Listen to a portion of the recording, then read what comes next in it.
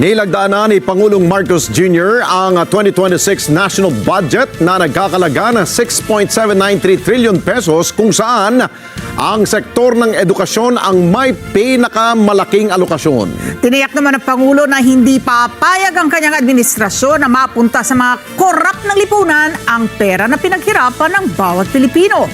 Hindi naman pinalusot ni Pangulong Marcos Jr. ang higit sa 70 bilyong pisong pondo. Ito po yung halaga ng unprogrammed appropriations na posible umano magamit sa maling programa.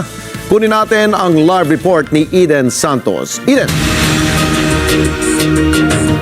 Yes, Alex, gaya nga ng inaasahan, pirmado na ni Pangulong Ferdinand Marcos Jr. ngayong araw, January 5, ang 6.7 trilyong pisong national budget para sa susunod na taon.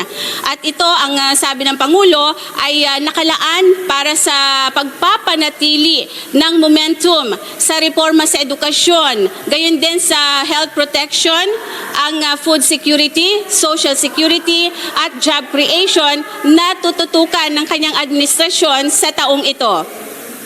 Hindi tayo napapayag na mapunta sa kurakot ang salaping pinaghirapan ng bawat Pilipino.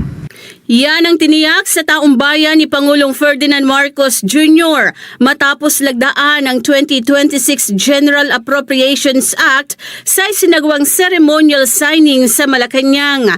Ang paglagda sa 2026 national budget na nagkakahalaga ng 6.793 trillion pesos ay sinaksihan ng mga miyembro ng gabinete, gayon din ng mga leader at miyembro ng Senado at Kamara. Sa ilalim ng 2026 GAA, nananatili ang Department of Education sa may pinakamalaking budget na nagkakahalaga ng 1.34 trillion pesos para suportahan ang teaching, non-teaching positions upang tiyakin ang mataas na uri ng pagtuturo at dekalidad na edukasyon sa bansa.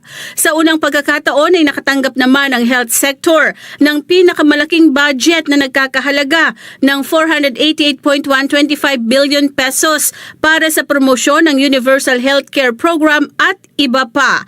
1 bilyong piso ang inilaan para sa Zero Balance Billing Program ng Department of Health, habang 129.8 billion pesos naman ang pondo ng PhilHealth, kasama na ang 60 billion pesos na unang ipinabalik ng Korte Suprema. May alokasyon ng Department of Agriculture ng 297 billion pesos para suportahan ang mga magsasaka at mangingisda, Farm to Market Road at iba pa.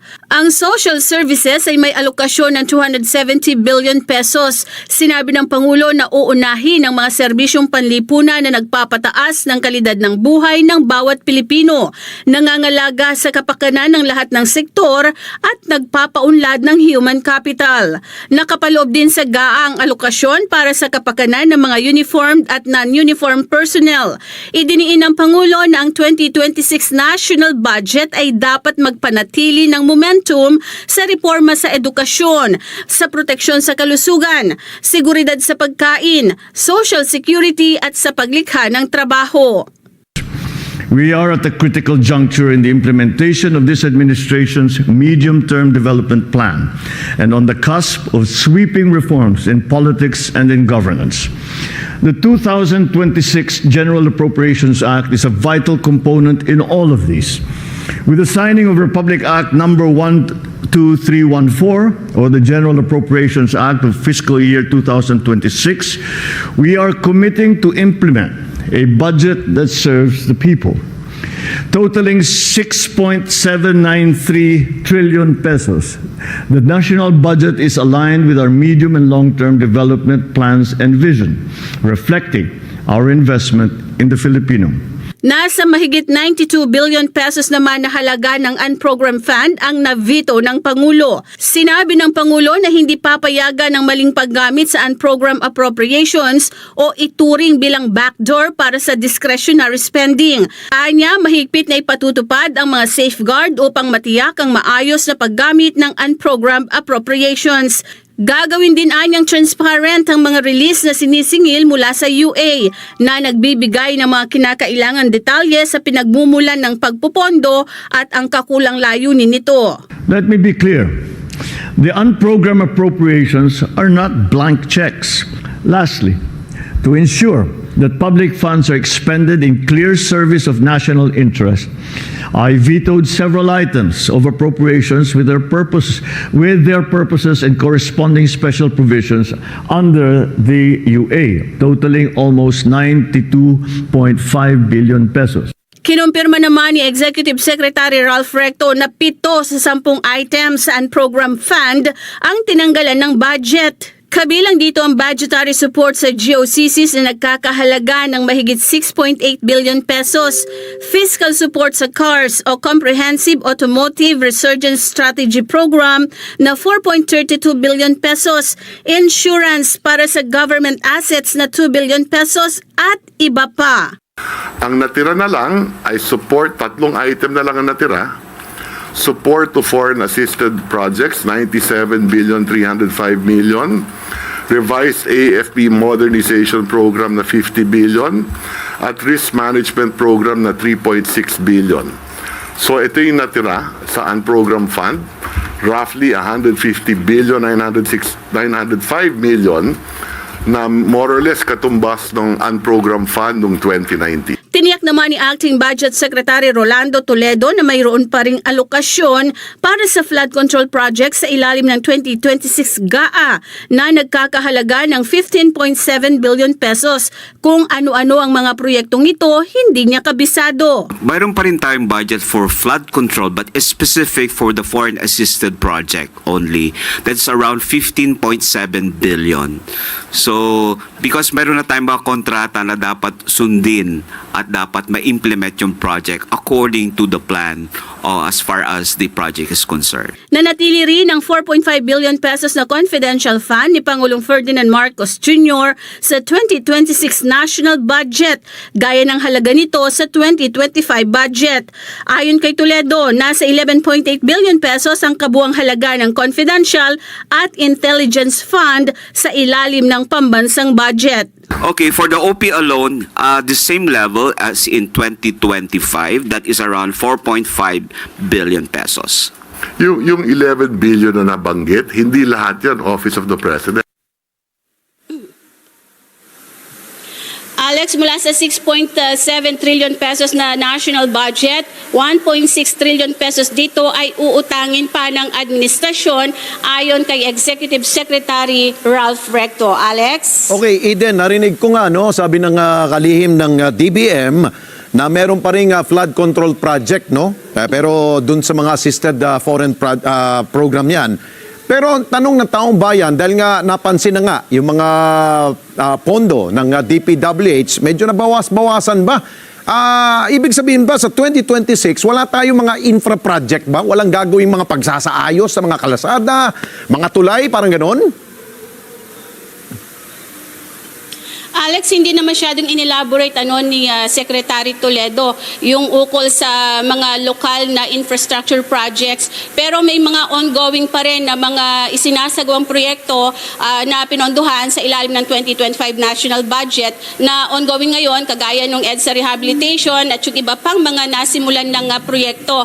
Alex, kung ating naitanong sana yan kanina dahil medyo kulang na yung information ng kalihim, kaya hindi na tayo nakapag-follow-up questions, Alec, kung yung bang mga proyekto na kagaya ng mga nasimulan itong para sa flood control, meron pa rin dyan. Ang nabanggit lang, Alex, ay yung mga natanggal na budget sa DPWH, particular na doon sa nakalaan sa flood control, ay inilipat doon sa mga iba't ibang ahensya, kaya medyo tumaas yung alokasyon ng ibang mga ahensya kagaya ng DepEd, ng DSWD, DOH, dahil nga ang nais ng administrasyon ngayon ay tutukan yung para sa pagpapaunlad ng buhay at kabuhayan ng mga Pilipino, Alex. Oo, gusto kasi malaman ng taong bayan dahil nga naalala mo dun sa BICAM meeting, nagkaroon pa ng mga huling pananalita ang kalihim ng Department of Public Works and Highways na gusto pang ibalik yung binawas sa pondo. So ibig sabihin ba niyan kung mababa na ang pondo ng DPWH, alam natin na may ilang mga kalsada na substandard, baka mamaya masisira yan. Sino magsasaayos niyan?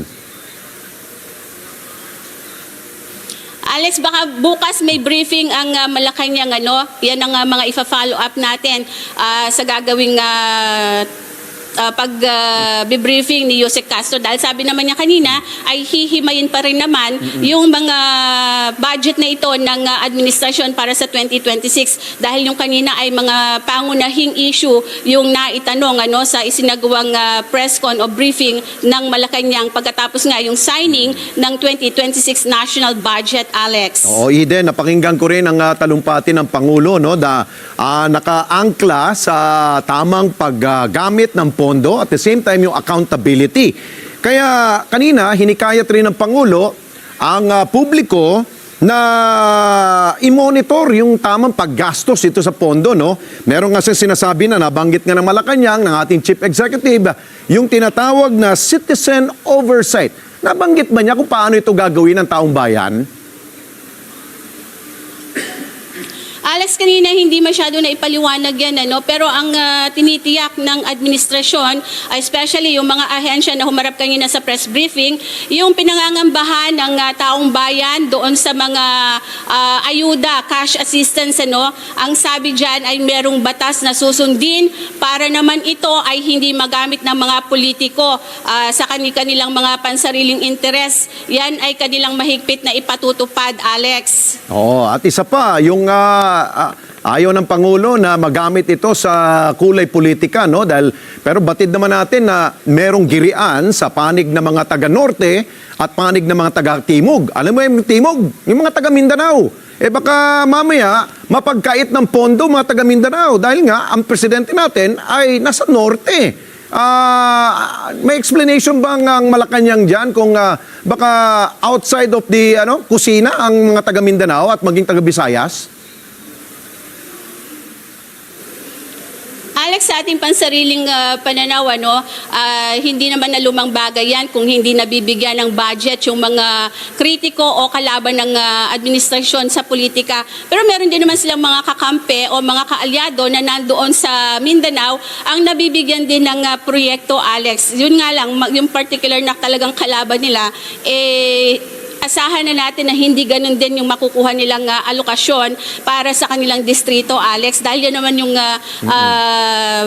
real tunay na nangyayari pagdating sa politika, Alex. Oo, ang isa sa gusto ko sanang malinawa ng Malacanang, tulad nun, malaki ang budget natin sa edukasyon, na sana man lamang, alam naman natin na ang pinaka lagapak sa rating sa edukasyon ay yung mga taga-BARM, yung Bangsamoro Autonomous Region in Muslim Mindanao. Alam natin, taga-Mindanao yun Baka mamaya, yung pondo na 1 trilyon piso na inilaan para sa Education Department, baka hindi na maambunan yun mga taga-Mindanao.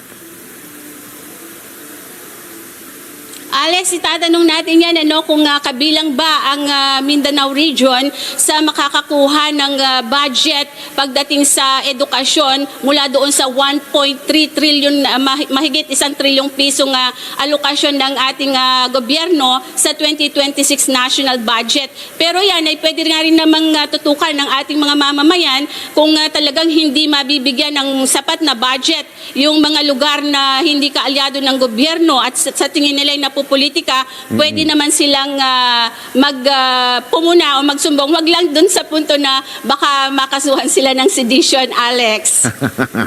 Sige. Yun lang, linawin lang natin yung tinatawag niyang citizen oversight. Yun, medyo concern lang ako doon kung paano gagawin yan.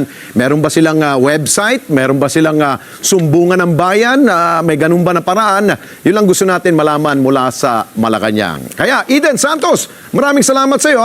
Happy New Year din sa iyo.